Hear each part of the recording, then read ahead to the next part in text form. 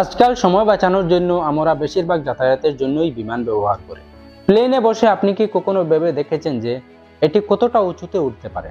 আমরা যখন মাটি থেকে একটি প্লেনকে উঠতে দেখি তখন আমাদের মনে একটি প্রশ্ন অবশ্যই আসে যে এই প্লেনটা কতটা উঁচুতে উঠছে। তাহলে আসুন আজকের এই ভিডিও থেকে এর উত্তরটি জেনে নেওয়া যাক। একটা সময় ছিল যখন প্লেনে ভ্রমণ করাকে বিলাসিতা বলে মনে করা হতো এবং এটি সবার নাগালের মধ্যেই ছিল না। যাই হোক, সময় পরিবর্তন হয়েছে। মানুষের উপার্জন ক্ষমতার বৃদ্ধির সাথে সাথে তাদের ব্যয়ের ধরনও পরিবর্তন হয়েছে। মানুষ ট্রেনের পাশাপাশি আকাশপথেও যাতায়াত শুরু করেছে। আজকাল মানুষের সময় কম, তাই তারা সময় বাঁচাতে ট্রেনের চেয়ে প্লেনে ভ্রমণ করতে পছন্দ করেন।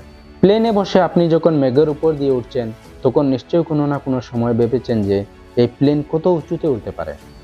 আসলে একটি বিমান উড্ডয়নের অনেকটাই নির্ভর করে এটি কোন ধরনের বিমান। একটি যাত্রীবাহী বিমান সাধারণত 30 থেকে 35,000 ফুট উচ্চতায় ওড়ে। বোয়িং থেকে এয়ারবাস পর্যন্ত বিভিন্ন মডেলের সার্ভিস সিলিং 41 থেকে 43,000 ফুট, কিন্তু তারা বাতাসে 30 থেকে 35,000 ফুট উচ্চতায় ওড়ে। প্রাইভেট জেট সম্পর্কে কথা বললে বেশিরভাগ বিমানের সার্ভিস সিলিং 51,000 ফুট পর্যন্ত থাকে এবং তারা 45,000 ফুট উচ্চতায় উড়ে যায়। একটি বিমান কত দূর উঠতে পারে তা কিসের উপর নির্ভর করে? স্বল্প দূরত্বের ফ্লাইটগুলো 25 থেকে 35,000 ফুট উচ্চতায় উড়ে যায় এবং দীর্ঘ দূরত্বের ফ্লাইটগুলো 35,000 থেকে 40,000 ফুট উচ্চতায় উড়ে যায়। এর কারণ হলো বিমান যত উপরে উঠবে বাতাস তত হালকা এবং পাতলা হবে, যার কারণে বিমান কম জ্বালানি ব্যবহার করবে। এভিয়েশন কর্তৃপক্ষ একটি নির্দিষ্ট উচ্চতা পরিসরের জন্য প্রতিটি বিমানকে সার্টিফিকেট দেয়। যুদ্ধ বিমানের কথা বলতে গেলে তারা তাদের মিশনের উপর নির্ভর করে।